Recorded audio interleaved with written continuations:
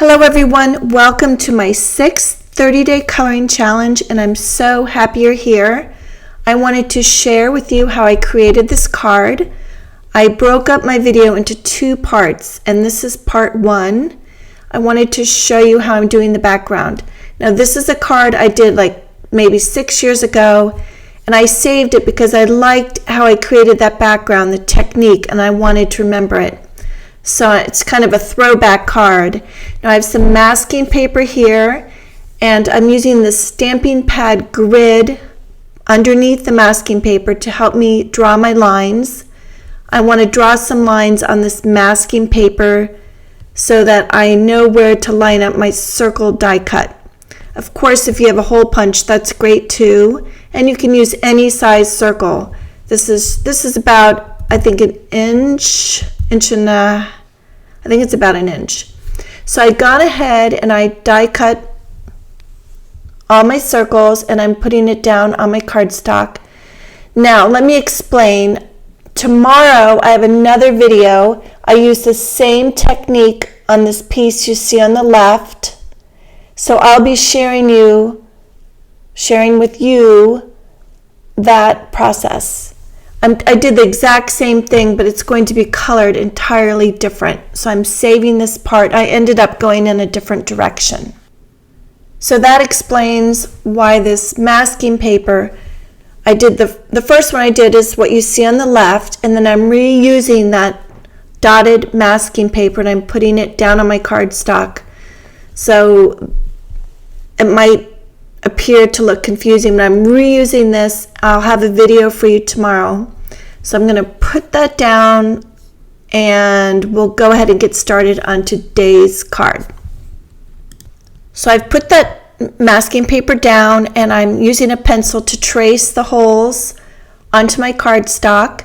I'm using a W+9 flower, and I just want to stamp in some of those circles.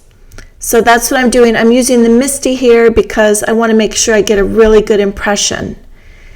Now, because my background, I've reused this and there's already a pattern on the paper, the masking paper. So I'm just coloring some of the petals and leaves just so I can differentiate what is what when I remove this paper. Then I'll know. It'll just be easier to color. And I also decided that the masking paper would be a nice guide for coloring the dots in the background. So that's what I'm doing right here. Just a really quick coloring, no shading, no nothing. Just a nice layer of color in all these dots. So I'm going to go ahead and speed this up and finish up these background dots. I love how the dark green really will offset the flowers. I'm just kind of plucked colors as I was doing this card, and I'm happy with the way it came out in the end. Sometimes I don't like it when it's going out in the beginning. Now here's the big reveal. And you're like, well, I don't know, is that worth it? So these are the 2 panels. The one on the left I'll do tomorrow, and we're finishing this one here on the right. So now I always like to use a light, a medium, and a dark color, as most of you know, and I already have the light color down.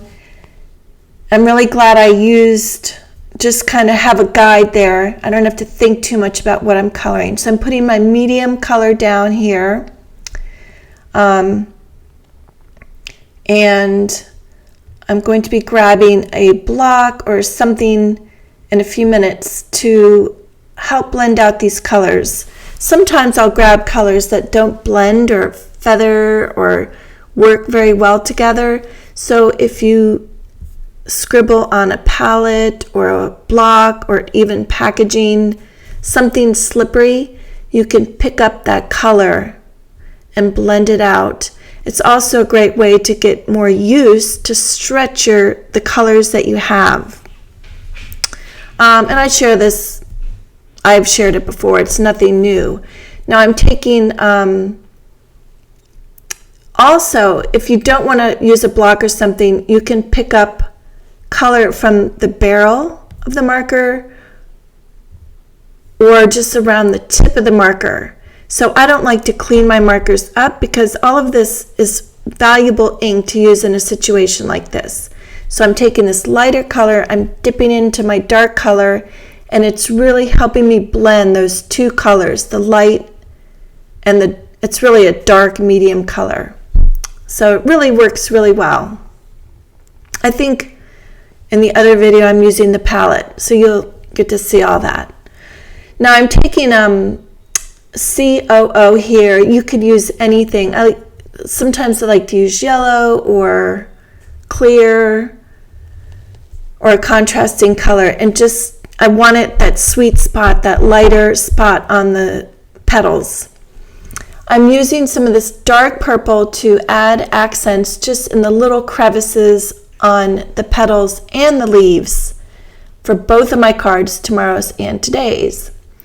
And then I'm just using a light and a medium. Now here I'm doing it again, the dark purple, and then I'll use a medium green to soften that, and then I'll pick up a light green just to blend it all out. Now, when I originally created this card, I wasn't intending on putting vellum on top, and the mask that I used was a little, or it was either the mask or the color, but it wasn't as pleasing to the eyes I thought it would be. So vellum makes everything better.